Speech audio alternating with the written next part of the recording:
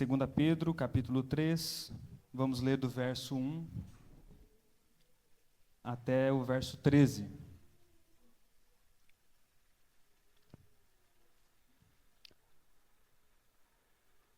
Diz assim a palavra do Senhor: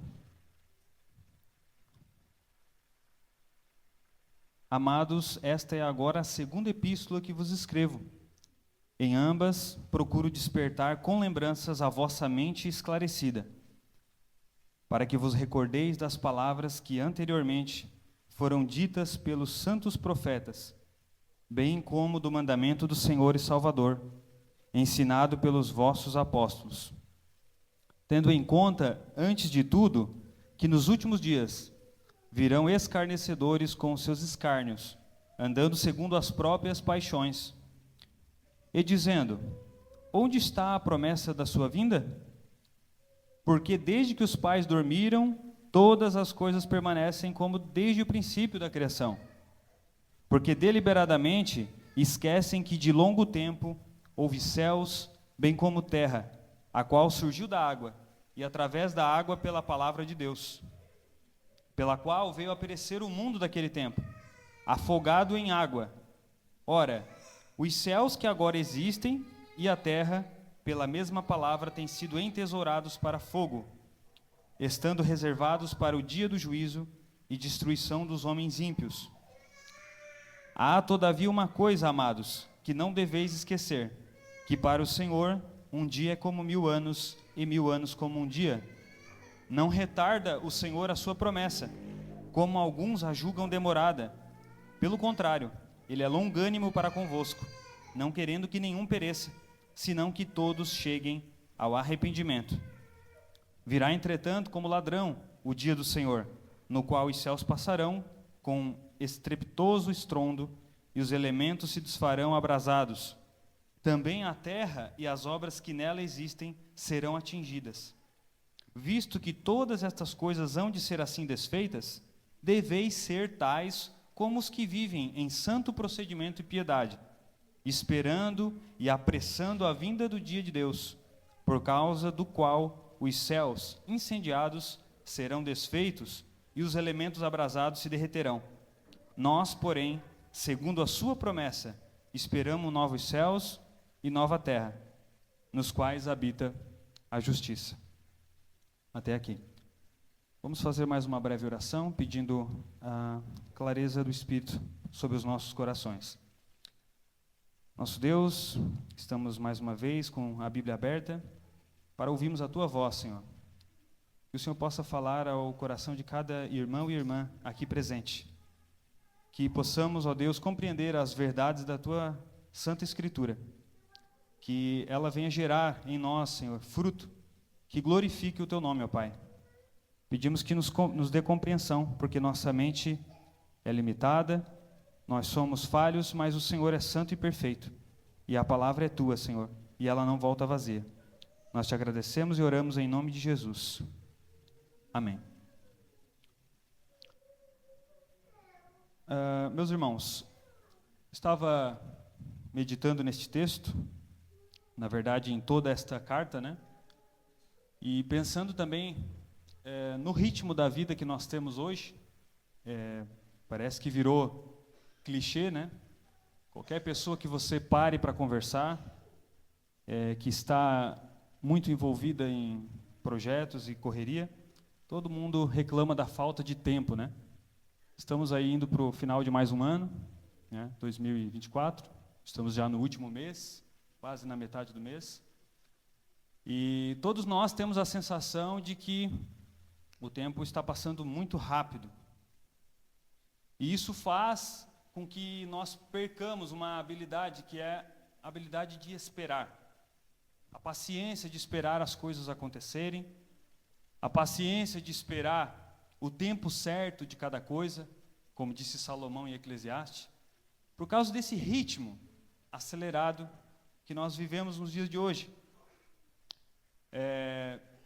E eu vejo em coisas simples do dia a dia como que as pessoas andam sem paciência de esperar. Acredito que todos nós aqui, muitas vezes, não temos paciência, por exemplo, de esperar uma fila. As pessoas procuram jeitos e maneiras de antecipar, né? Quando você vai no supermercado, por exemplo, você procura sempre o caixa que tem a menor fila. No nosso caso, às vezes a gente está com a criança de colo, a gente vê se a preferencial está um pouquinho mais vazia, porque nós não temos tempo para perder, nós não queremos esperar, né?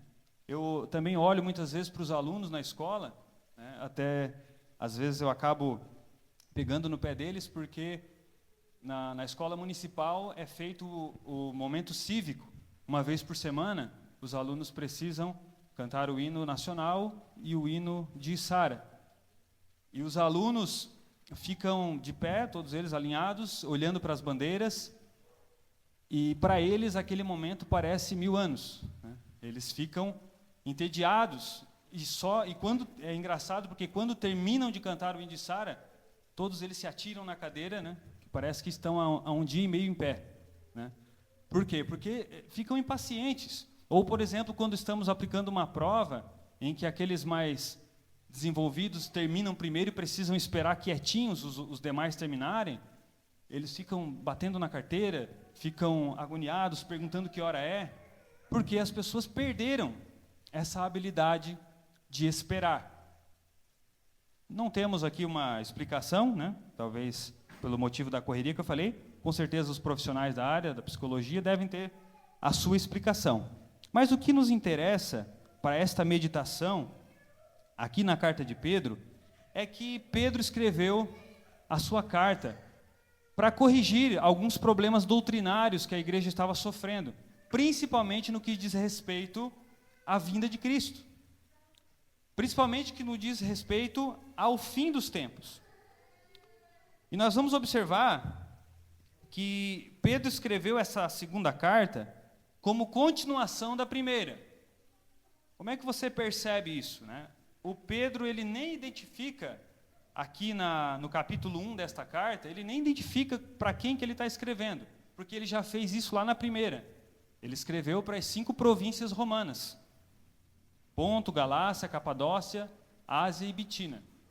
Então ele escreveu para essas províncias romanas, porque lá tinha muitos cristãos que vieram ou da dispersão, quando Estevão foi morto, e saíram fugindo, né, e foram morar nessas regiões, ou foram convertidos das viagens missionárias de Paulo.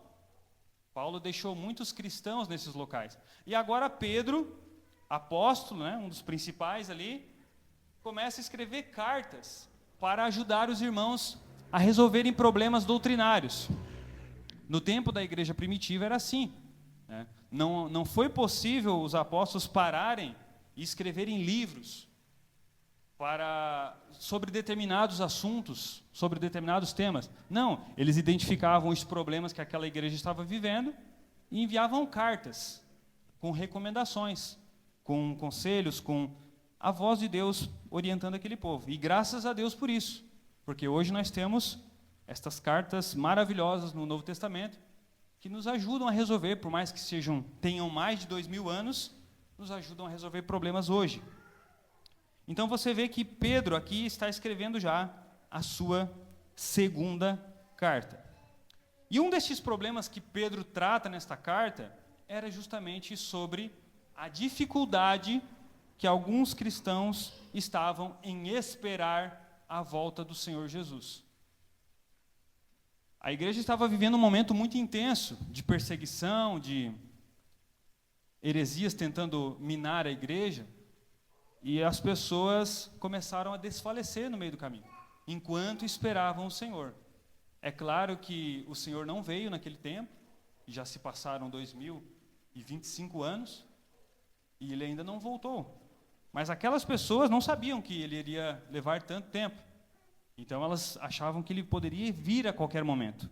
E foram passando os anos, e as coisas foram dificultando, e Jesus não foi voltando, e alguns começaram a dar ouvidos a algumas doutrinas erradas, como por exemplo de que, na verdade, Jesus filosofou. Jesus não vai literalmente voltar. Ele vai estar para sempre em nossos corações, mas não vai haver uma volta física de Jesus.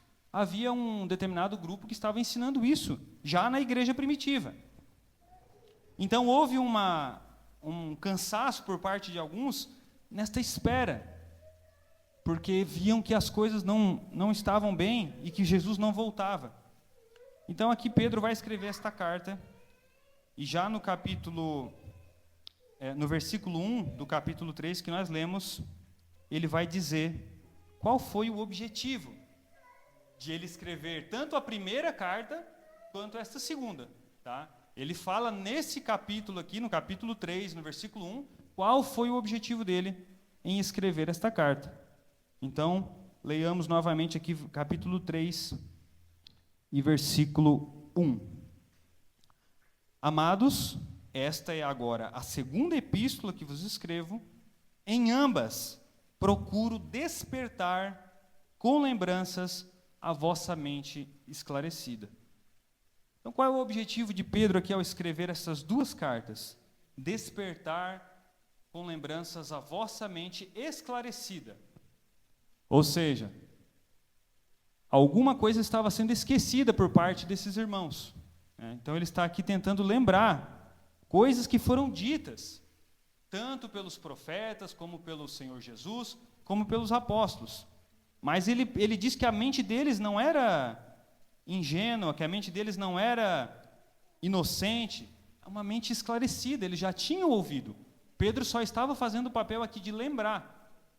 E eu já falei em outro momento, não lembro se nesta igreja ou lá em Praia Grande, que a queda do homem, lá no Jardim do Éden, afetou todas as faculdades humanas, inclusive a nossa memória. Você vai ver que não só nessa carta de Pedro, mas em toda a Bíblia, você vai ter inúmeras vezes Deus usando esse termo. Lembra-te, lembra-te. Lembra-te de onde caíste e arrepende-te. Lembra-te do teu Criador nos dias da tua mocidade.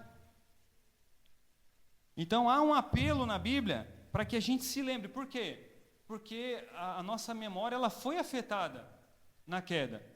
E muitas vezes Deus precisa ficar nos lembrando. Deuteronômio 8 também. Lembra-te do caminho pelo qual você passou, como eu te alimentei com o maná. Principalmente Deuteronômio, né? O próprio livro de Deuteronômio é chamado de segunda lei. O Moisés faz inúmeras lembranças daquilo que o Senhor tinha dito pelo caminho. Então é necessário, irmãos, que a Bíblia nos exorte a lembrar algumas coisas. A nossa mente está esclarecida, mas o pecado que está em nós faz com que a gente esqueça algumas verdades bíblicas. E o termo que ele usa aqui, procuro despertar, é literalmente acordar. Acordar a vossa mente, como se a nossa mente estivesse dormindo. E quando eu li essa palavra despertar a nossa mente, eu não pude deixar de me lembrar de uma passagem muito maravilhosa que vai nos ilustrar muito bem o que Pedro vai falar nesse capítulo. Mateus capítulo 25, a parábola das 10 virgens. E é justamente nesse mesmo contexto, a espera pela vinda do Senhor. É o mesmo assunto que Pedro está tratando. E quando você vai para Mateus capítulo 25, lá no versículo 1 diz assim: o reino dos céus será semelhante a 10 virgens, que tomando as suas lâmpadas, saíram a encontrar-se com o noivo. 5 dentre elas eram nécias, e 5 prudentes. As nécias, ao tomarem as suas lâmpadas, não levaram azeite consigo. No entanto, as prudentes, além das lâmpadas, levaram azeite nas vasilhas. E tardando o noivo, foram todas tomadas de sono e adormeceram. Meus irmãos, todas adormeceram, tanto as nécias quanto as prudentes. Então todas não conseguiram esperar a volta do noivo com disposição, com clareza, acabaram dormindo. E muitas vezes a gente olha para a igreja nos dias de hoje e você vê mentes adormecidas. E o que faz a nossa mente adormecer muitas vezes são as coisas deste mundo. O envolvimento demasiado que a gente tem com as coisas terrenas. E o Pedro vai trabalhar nesse capítulo 3, meus irmãos, a volta do Senhor Jesus. Talvez é um assunto que a gente acabou deixando um pouco de lado nessas últimas décadas. Mas é um assunto que ainda deveria estar em evidência no meio da igreja. Porque há uma promessa viva ainda de que Jesus está voltando. E quando nós olhamos para os sinais, para o que está acontecendo ao redor do mundo, nos parece que cada vez mais se aproxima esse dia. Mas aí você olha para a igreja e você vê despreocupação. A igreja tanto, eu estou falando aqui, eu estou me incluindo nisso, tanto a nossa vida pessoal, como os próprios projetos que as igrejas fazem, é tudo pensando em ficar aqui. É para melhorar as coisas aqui. Poucas coisas que são feitas pela igreja no Brasil, falando genericamente, são pensando na eternidade. Um compromisso com a pregação da palavra, uma aproximação ao Senhor.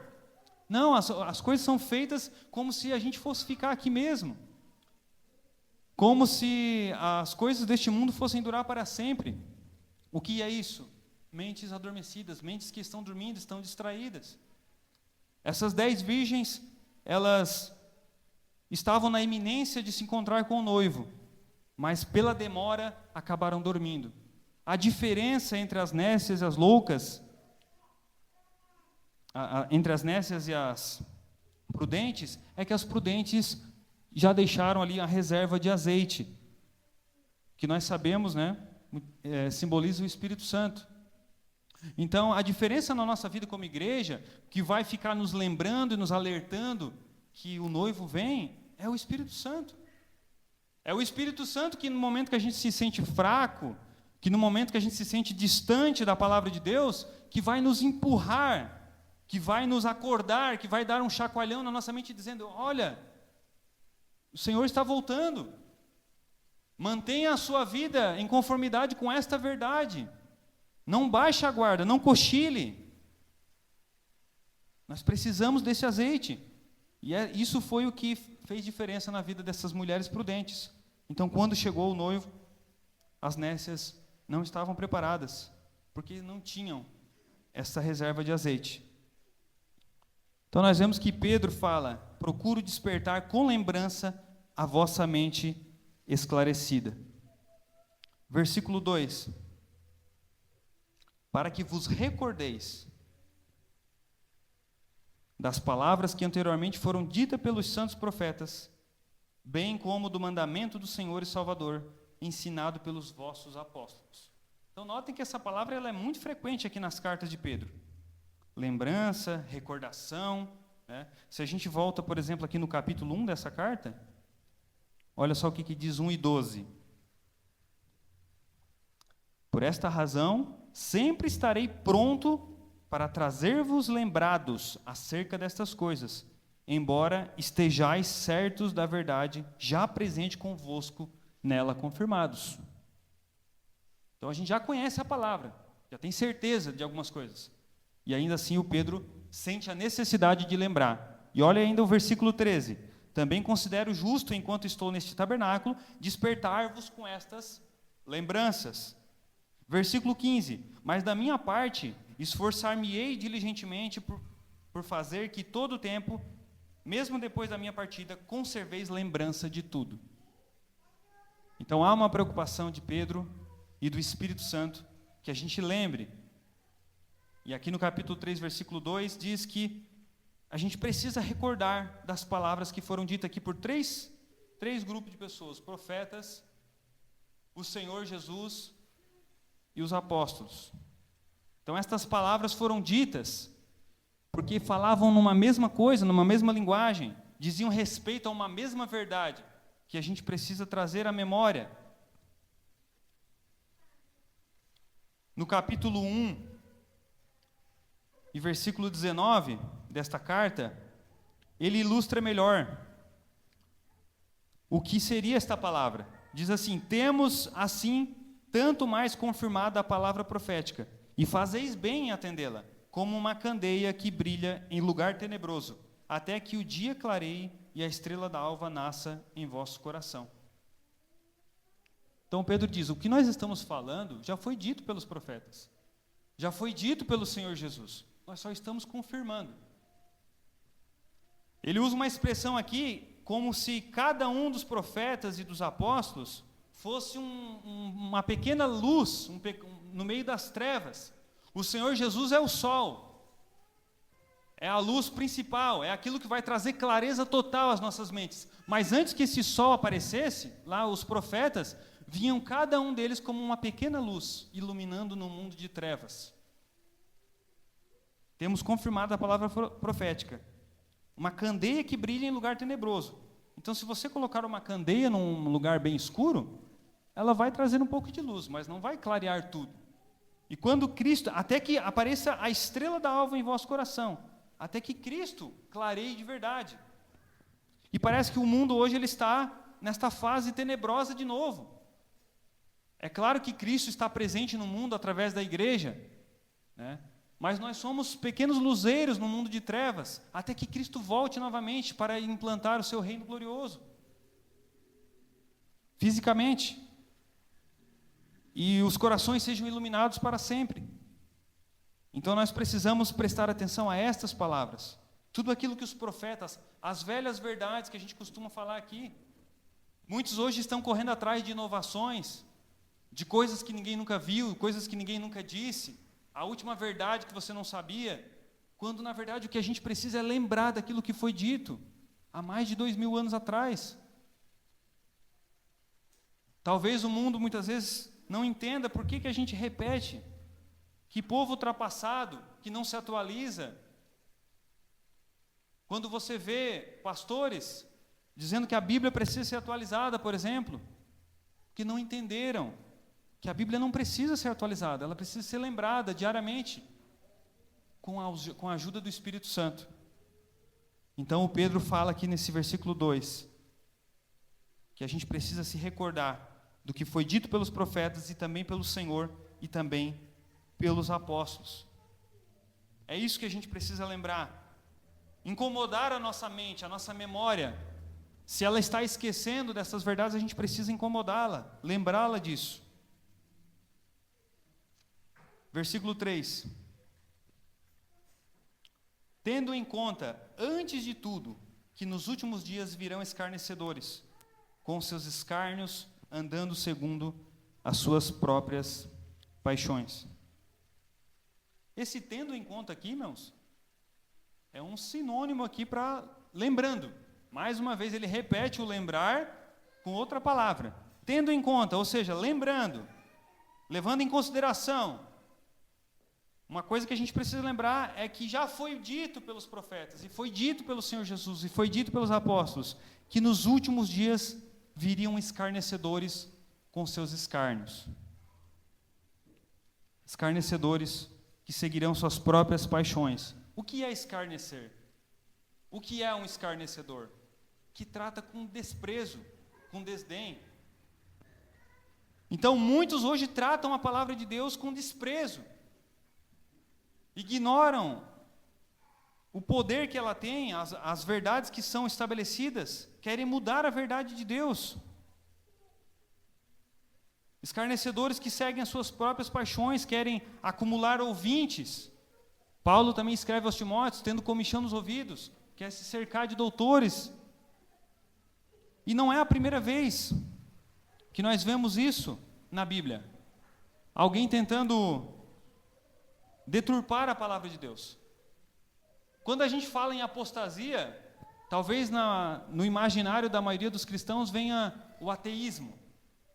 A apostasia é quando todo mundo vira ateu. Não, pior do que o ateísmo é aqueles que estão no meio do povo de Deus deturpando a palavra de Deus, mudando as verdades estabelecidas pelo Senhor. E é desses que Pedro está falando aqui no versículo 3. Virão escarnecedores com seus escárnios, andando segundo as suas próprias paixões. Então, pela demora de Cristo, né, demora no ponto de vista nosso, porque ele virá no tempo certo, no tempo que foi determinado na eternidade, mas como muitos julgam que ele está demorando, as pessoas vão trocando a verdade por outras coisas, as pessoas vão se perdendo pelo caminho, não perseveram, não chegam no final. E quando a gente olha para Gênesis, você vai ver que lá em Gênesis, no capítulo 3, versículo 1 a 5, nós já temos a primeira tentativa de mudar a palavra de Deus. Isso nasceu no coração de Satanás, lá no Éden. Mas a serpente, mais sagaz que todos os animais selváticos que o Senhor Deus tinha feito, disse à mulher: é assim que Deus disse? Não comereis da árvore do jardim?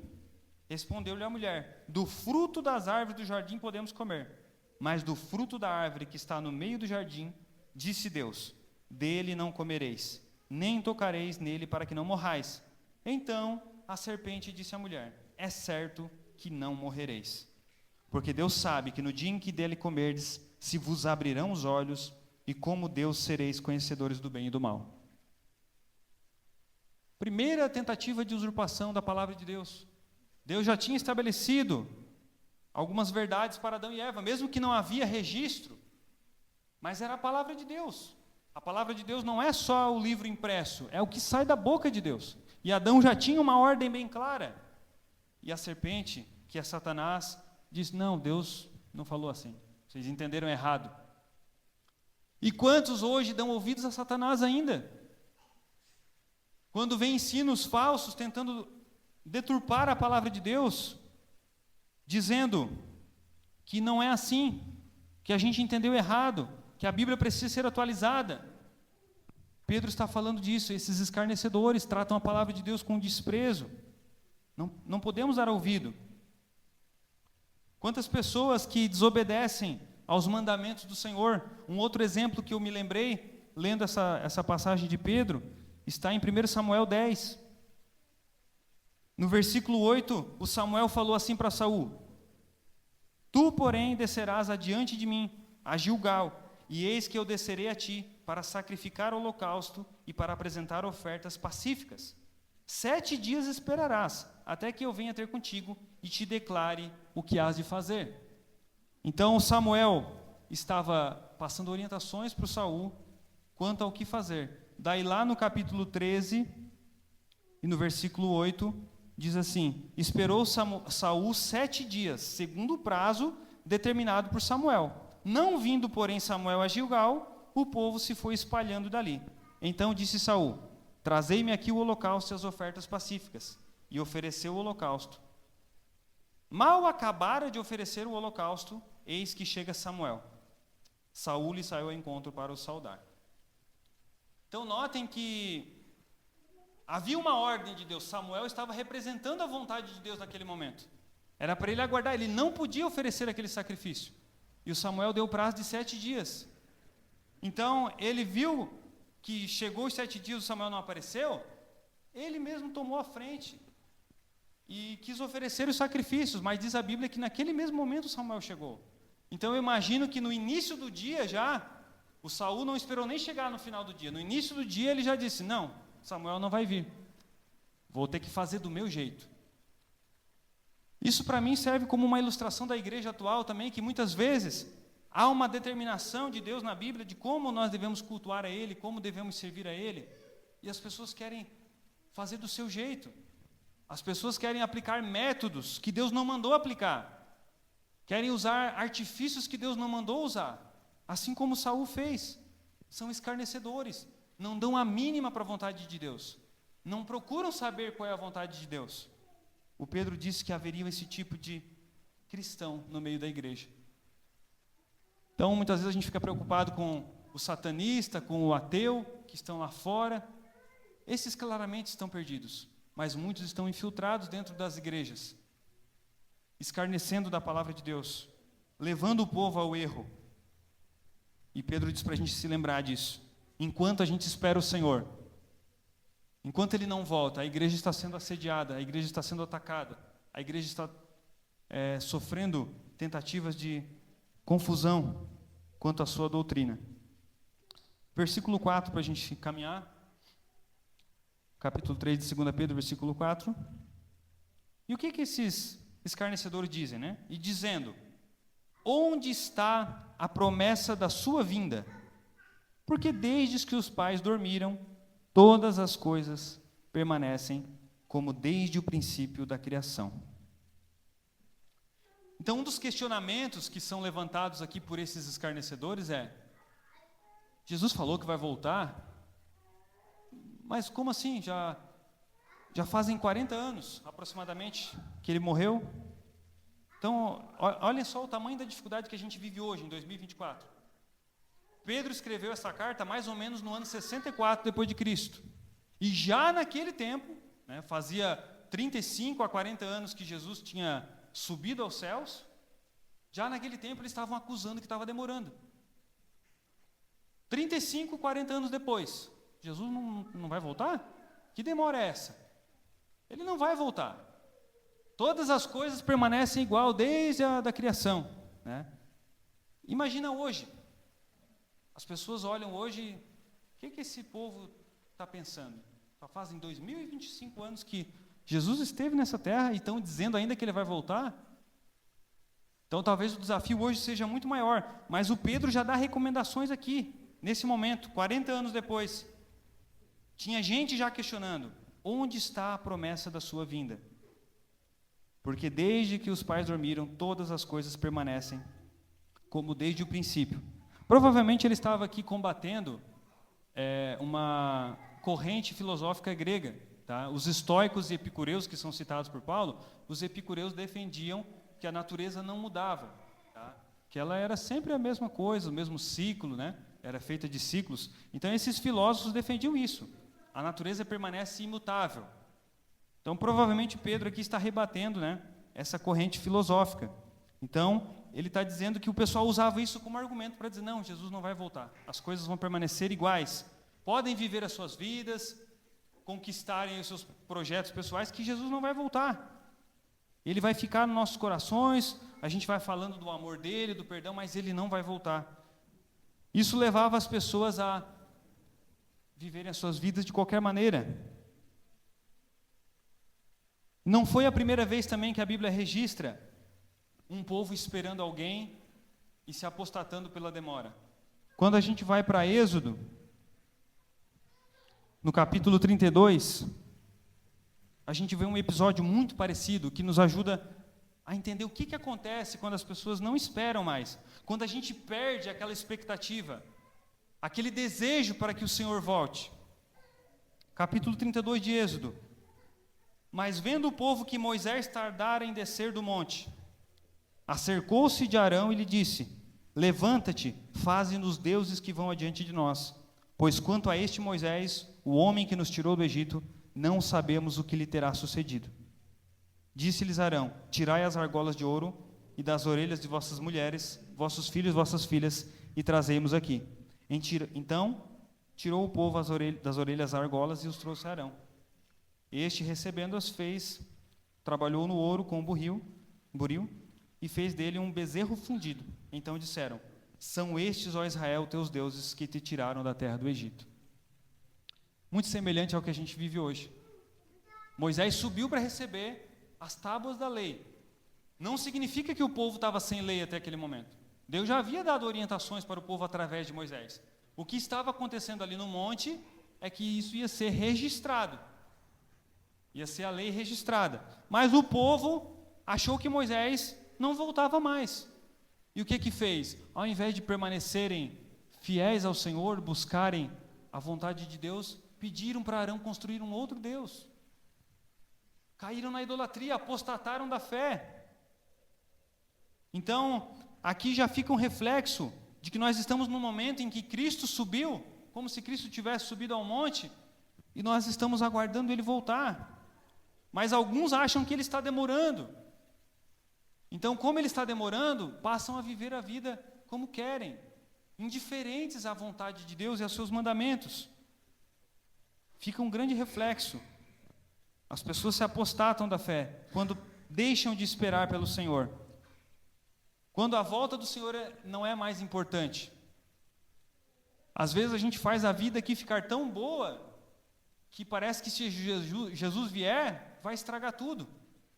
Vai atrapalhar os nossos projetos. Muita gente se comporta dessa forma. Não tem mais um desejo para que o Senhor volte e se manifeste a este mundo caído. Então a gente precisa ter esse cuidado em estar orando e esperando com expectativa que o Senhor volte logo. Quando você olha para Eclesiastes também no capítulo 1, parece que Salomão está seguindo essa corrente filosófica. Só parece, meus irmãos, porque ele inicia o seu livro em Eclesiastes, no capítulo 1, versículo 8, falando algo parecido. Ele diz assim: todas as coisas são canseiras tais que ninguém se pode exprimir, os olhos não se fartam de ver e nem se enchem os ouvidos de ouvir. O que foi é o que há de ser, e o que se fez, isso se tornará a fazer. Nada há, pois, novo debaixo do sol. Tudo segue igual. Tudo que você vê já aconteceu e vai continuar acontecendo. Parece que o Salomão está aderindo àquela filosofia. Mas lá no final do livro de Eclesiastes, o Salomão nos revela, no capítulo 12, que de tudo que se tem ouvido, a suma é: teme a Deus e guarda os seus mandamentos, porque isso é o dever de todo homem, porque Deus há de trazer a juízo todas as obras, até as que estão escondidas, quer sejam boas, quer sejam más. Então, mesmo que a gente olhe para o mundo e parece que nada muda, tudo segue igual. Às vezes os alunos, eu dou aula de história, os alunos têm essa impressão. Parece que a gente vive sempre a mesma história. Conflitos, guerras, conquistas. Mas Salomão diz que tem um dia marcado, em que Deus há de julgar todas as pessoas, de todas as épocas, de todos os tempos, de todas as nacionalidades, quer sejam bons ou maus.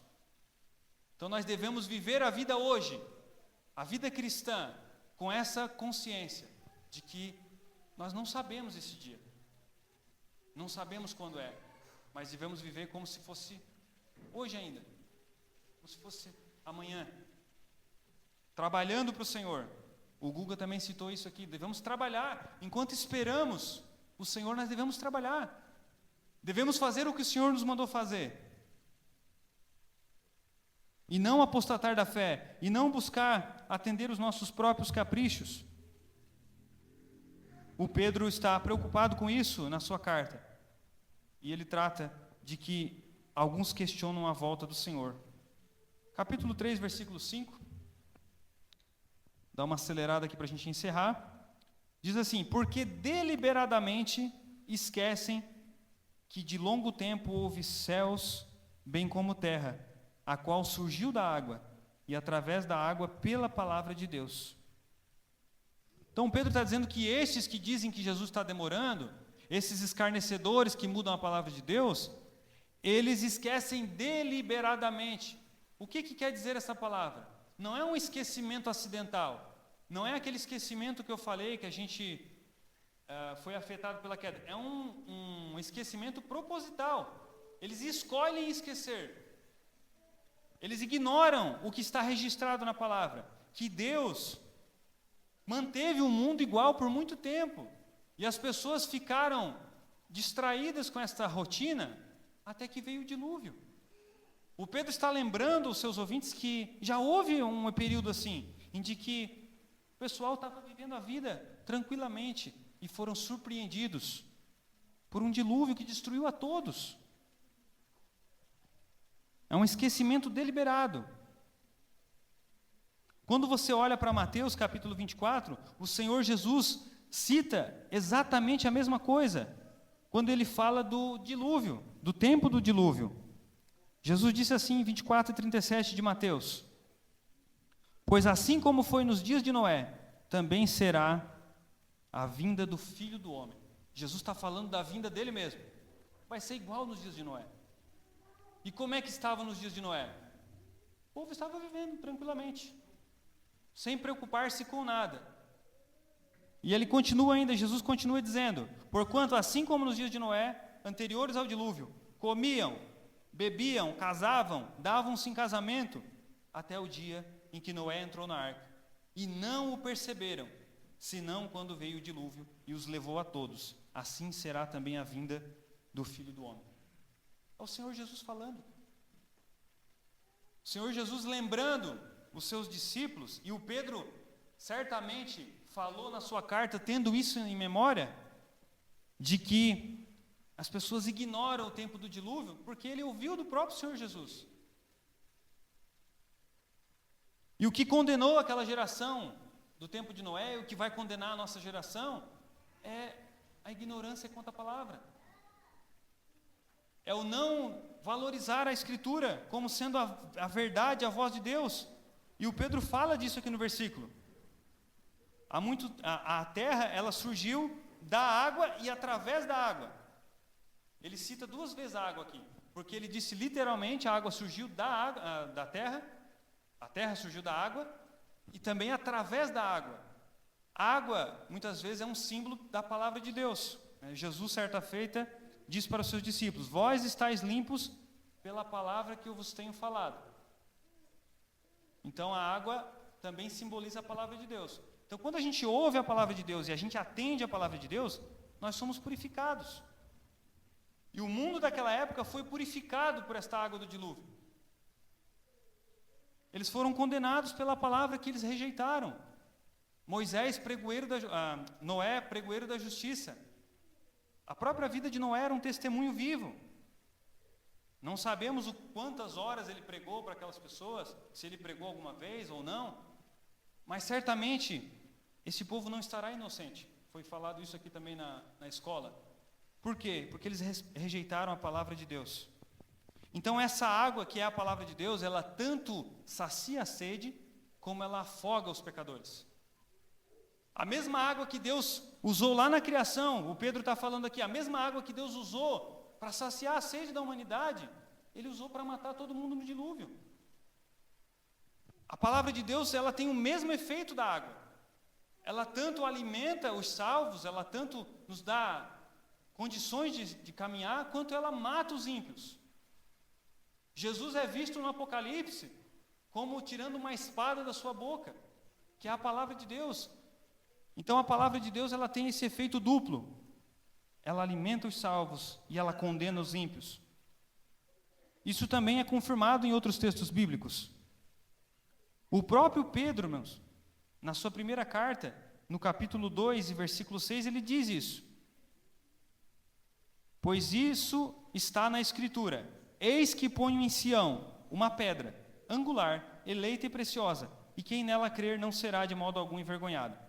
Para vós outros, portanto, que credes, é preciosidade, mas para os descrentes, a pedra que os construtores rejeitaram, esta veio ser a principal pedra angular. E pedra de tropeço e rocha de ofensa, são estes os que tropeçam na palavra, sendo desobedientes, para o que também foram postos. Então a palavra de Deus, ela tanto alimenta a alma, como ela faz tropeçar. E quem tropeça, tropeça na palavra, disse Pedro. E já foram postos para isso. Então aqueles que rejeitam a palavra de Deus estão tropeçando nela. Aqueles que não atendem aos ensinamentos da Escritura estão tropeçando na palavra. Jesus também já falou sobre isso. Ou melhor, foi falado sobre Jesus quando ele nasceu. O Simeão lá no templo ergueu o Senhor Jesus e falou uma grande verdade sobre esse assunto. Ele disse que Jesus estava destinado a ser uma pedra de tropeço para alguns e de erguimento para outros. Lucas capítulo 2 e versículo 34. Simeão abençoou e disse: Maria, a Maria mãe do menino, eis que este menino está destinado tanto para a ruína como para levantamento de muitos em Israel e para ser alvo de contradição. Então a água do dilúvio, ela matou muita gente, assim como ela alimenta.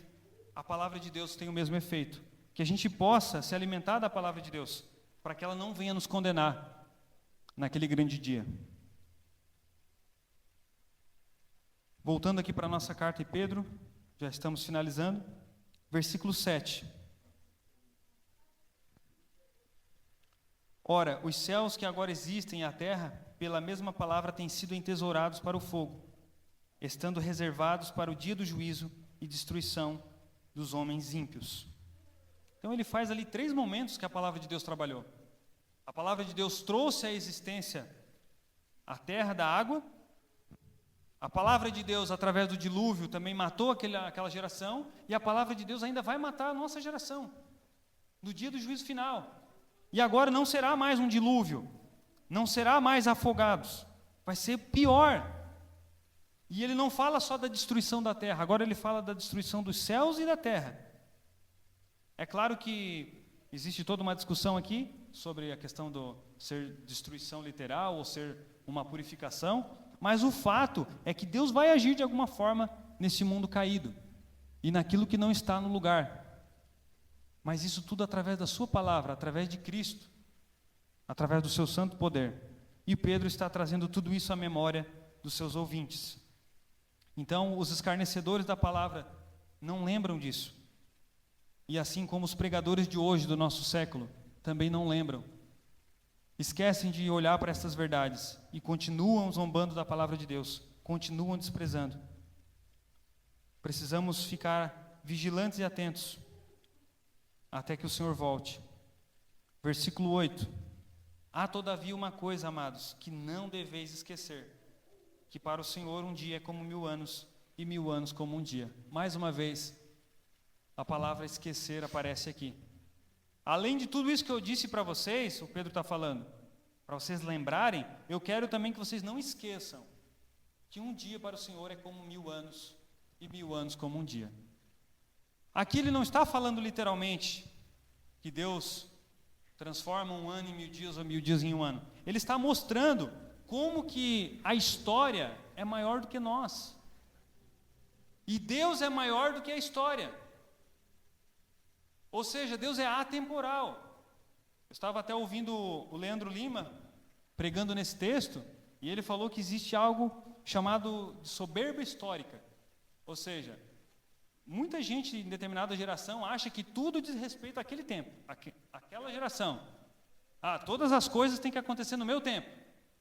Tipo a promessa da vinda de Jesus, tudo que a Bíblia está falando é só para o meu tempo. Ignora que existe uma história grande, de mais de 2000 anos. Então o que Deus está falando aqui, através de Pedro, um dia como 1000 anos, eu sou o Senhor da história. Ou seja, vocês estão reclamando que Jesus está demorando, mas vocês não sabem o tamanho da história, vocês não sabem o que vai acontecer ainda para frente. Vocês ignoram também o passado. E essas pessoas que questionam que Jesus demora, acham que a história se resume a esse tempo. Nós precisamos olhar. Deus, ele está olhando o todo. Deus sabe o que está fazendo. Ele desenhou a história. Ele olha para o todo. Nós temos a nossa visão e a nossa mente limitada. Nós só conseguimos enxergar agora a nossa vida, a nossa história. Então, Deus, ele é atemporal. E ele diz mais no versículo 9: não retarda o Senhor a sua promessa, como alguns a julgam demorada. Pelo contrário, ele é longânimo para convosco, não querendo que nenhum pereça, senão que todos cheguem ao arrependimento. Então, por que Jesus está demorando? Talvez fique essa pergunta na nossa mente e coração. Talvez o mundo pergunte, por que Jesus demora tanto? A explicação e a resposta é: Deus é longânimo. Deus quer que todos venham a se arrepender. Mas daí não seria um universalismo? Não, esse todos aqui são os eleitos. Todos aqueles que Deus determinou na eternidade, que hão de ouvir a palavra de Deus e hão de crer. Deus quer dar este tempo para que essas pessoas ouçam o Evangelho e se arrependam e se convertam a Ele. Então, Jesus não está atrasado. Jesus não está, ainda que alguns julguem que Ele demora. Isso também já apareceu em outro texto na Bíblia, Abacuque, capítulo 2, versículo 3. Diz assim, a partir do versículo 2: o Senhor me respondeu e disse, Deus falando com Abacuque, escreve a visão, grava sobre tábuas, para que possa ler quem correndo passa. Porque a visão ainda está para cumprir-se, no tempo determinado, mas não se apressa para o fim, e não falhará. Se tardar, espera-o, porque certamente virá, não tardará. Talvez fique a sensação de que atrasou, de que está demorando, mas aqui Deus está falando, não tarda, não vai tardar, vai chegar no tempo certo. E é bem o texto que fala que o justo viverá da fé. Então o que a gente deve fazer enquanto está esperando essa volta, que parece que está tardando? Viver da fé. Viver se alimentando da sua palavra e cumprindo a sua palavra. Essa deve ser a nossa espera. Não esperarmos de braços cruzados. Não esperarmos olhando para o céu, como aqueles que ficaram assistindo Jesus subir. Eles não estão lá parados olhando, esperando Jesus voltar. Eles saíram, foram trabalhar. E a gente precisa fazer o mesmo como igreja. Precisamos acordar a nossa mente. O Senhor pode vir a qualquer momento, mas pode demorar mais ainda. E o que nós vamos fazer com esse tempo? Será que vamos esperar no último segundo? Ah, será que agora ele vem? Então agora eu vou me arrumar. Agora eu vou fazer como as virgens nécias, né? Agora eu vou atrás, vou comprar azeite agora. Não vai dar tempo. Elas não tiveram tempo de comprar o azeite. Elas ficaram de fora. E isso vai acontecer com boa parte da igreja no mundo. Quando eles perceberem que Jesus está rompendo os céus e vindo, vão querer sair para comprar o azeite e vai ser tarde. Então a gente precisa se lembrar disso. Talvez você já ouviu isso inúmeras vezes na sua vida cristã, mas é importante a gente lembrar, para que isso nos dê energia para trabalharmos. Então o atraso do Senhor é prova da misericórdia de Deus para com os eleitos. No Deuteronômio capítulo 8, versículo 2, ele também fala: eu deixei vocês passarem esses 40 anos no deserto para saber o que tinha no coração de vocês, para vos humilhar, vos pôr à prova, vos fazer depender de mim. Então essa peregrinação que nós temos aqui na terra é para que o Senhor mostre quem são os seus eleitos, quem são aqueles que realmente Ele escolheu. Ele é longânimo. Versículo 9. Versículo 10. Virá, entretanto, como ladrão o dia do Senhor, no qual os céus passarão com estrepitoso estrondo e os elementos se desfarão abrasados. Também a terra e as obras que nela existem serão atingidas. Visto que todas essas coisas hão de assim ser desfeitas, deveis ser tais como os que vivem em santo procedimento e piedade. Jesus já tinha falado isso também, por isso que dá para entender que Pedro aqui está replicando aquilo que o Senhor falou. O dia dele virá como ladrão. E quando Jesus fala lá em Mateus 24 sobre a vinda do ladrão, ser semelhante à vinda dele, está falando da surpresa, de a gente precisar estar vigilante. Jesus fala lá que se o pai de família soubesse a que horas viria o ladrão, ele esperaria. Então a gente precisa estar na expectativa como se ele fosse vir a qualquer momento. Ele também fala no mesmo capítulo 24 do homem que foi viajar e demora a voltar, e se ele chegar a encontrar os seus servos espancando os outros, aqueles servos não estavam esperando a sua volta. Então a gente precisa esperar a volta dele com ansiedade, no sentido positivo. E aqui ele fala a maneira que a gente deve esperar, como os que vivem em santo procedimento e piedade, tendo uma vida santa, uma vida de piedade, empenhando-nos. Aqui ele vai falar até no versículo 14, empenhai-vos por ser desachados por ele em paz. Como é que o Senhor Jesus vai nos encontrar? É claro que a nossa salvação ela foi determinada na eternidade, né? Mas como que estará o nosso procedimento, o nosso relacionamento com Deus no momento em que Ele vier? Que Deus nos ajude a ter uma esperança viva na sua volta. Como diz no versículo 12, esperando e apressando a vinda do dia de Deus, por causa do qual os céus incendiados serão desfeitos e os elementos abrasados se derreterão. Mas é possível apressar a vinda de Jesus? Não existe um dia marcado? Ele não está falando aqui para nós anteciparmos a vinda de Jesus. Aqui ele está falando da perspectiva, da nossa perspectiva, ou seja, quando a gente cumpre o papel que Deus designou para a igreja, a sensação é que vai passar mais rápido, logo o Senhor estará voltando. E qual é o papel da igreja? Pregar o Evangelho, fazer com que os eleitos ouçam e se arrependam dos seus pecados. Foi isso que o Pedro falou aqui no texto. A vontade de Deus é que todos se arrependam. Quem são esses todos? Os eleitos. Então, apressando, esperando e apressando a vinda do dia de Deus, fazendo o que Ele nos mandou fazer, pregando o Evangelho, vivendo uma vida santa e piedosa.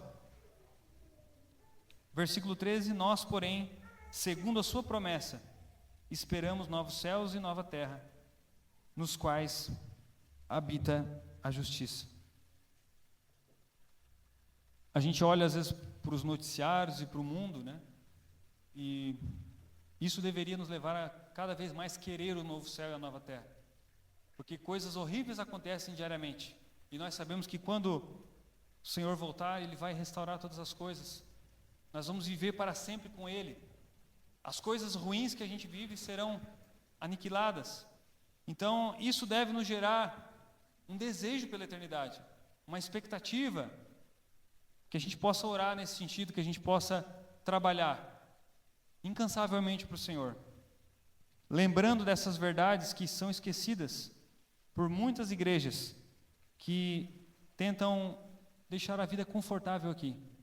Que a nossa vida não fique confortável aqui, mas que a gente possa cumprir a vontade do Senhor, levando o Evangelho para aqueles que ainda não o ouviram. Vamos orar nesse momento, agradecendo a Deus por sua poderosa palavra e pedindo que Ele nos ajude. Nosso Deus, nós queremos, neste momento, Pai, orar a Ti mais uma vez, agradecidos por tudo que ouvimos nessa noite, Senhor. Desde o prelúdio até agora, Senhor. Obrigado porque a Tua palavra é viva, a Tua palavra nos dá uma direção, que o Senhor não nos deixe esquecê-la, Senhor. Que ela venha ficar fervilhante em nossos corações, que na segunda-feira, na terça-feira, a gente possa lembrar destes textos, que a gente possa, no nosso contato com as pessoas, falar como o Senhor é fiel com a sua promessa, e que por mais que pareça que o Senhor demora a voltar, esse dia ainda é aguardado, e que seja aguardado pela Tua igreja com muita expectativa, Senhor. Não deixa o Teu povo desfalecer pelo caminho, ó Pai. Não deixa que nós venhamos nos apostatar devido aos escarnecedores da Tua palavra. Que nós venhamos nos manter, Senhor, firmes, crentes no Senhor Jesus. Que o Senhor venha derrubar as barreiras que tentam impedir o avanço da Tua igreja. O Senhor é o dono da história. O Senhor é o Senhor da igreja. Nós oramos a Ti confiantes, ó Pai, de que o Senhor nos ajuda. Obrigado por Tua palavra, Senhor. Que o Senhor nos abençoe e nos leve em paz para os nossos lares. Em nome de Jesus. Amém.